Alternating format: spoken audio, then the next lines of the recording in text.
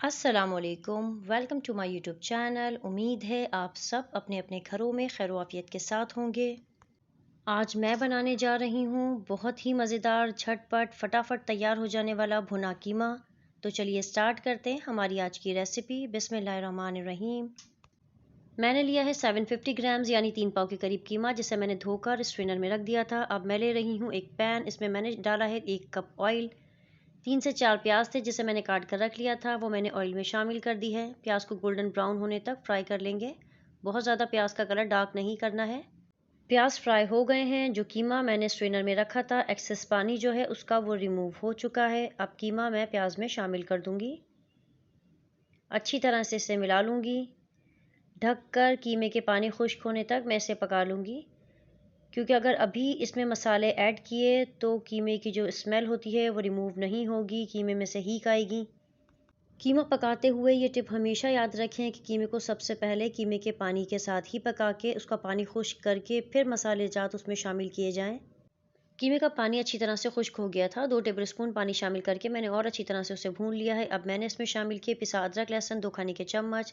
अदरक लहसुन को भून कर मैंने इसमें शामिल किए हैं पिसी लाल मिर्च 2 खाने के चम्मच, पिसा धनिया 1 खाने का चम्मच, हल्दी है 1/4 चाय का चम्मच, नमक है 1 चाय का चम्मच। आप अपने टेस्ट के अकॉर्डिंगली कम या ज़्यादा कर सकते हैं। 3 से 4 मीडियम साइज़ के टमाटर थे जिसे मैंने बारीक बारीक काट लिया था, वो भी मैंने कीमे में शामिल कर दिए हैं। अब अच्छी तरह से मसाले को कीमे के साथ मिक्स करके मैंने इसमें 2 कप शामिल कर दिया है पानी। मैं ढककर कीमे के सॉफ्ट होने तक पका लूँगी। तकरीबन 20 से 25 मिनट हमें रिक्वायर्ड होंगे।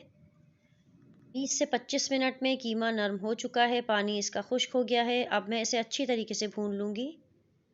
कीमे की भुनाई करते हुए ख्याल रहे कि टमाटर के पीसेस इसमें नज़र ना आए, वरना कीमा देखने में अच्छा मालूम नहीं होगा। अब मैं इसमें शामिल कर रही हूँ 4 से 5 हरी मिर्चें, जिसे मैंने इस तरह से काट लिया था। हरी मिर्चें मैंने कीमे में लास्ट में शामिल की हैं, जब कीमे की भुनाई बिल्कुल कंप्लीट होने लगी थी। कीमे को तब तक भूनना है जब तक कि इसका ऑयल अलग ना हो जाए। कीमा हमारा बिल्कुल रेडी हो चुका है। अब मैं इसे कर लूँगी डिश आउट।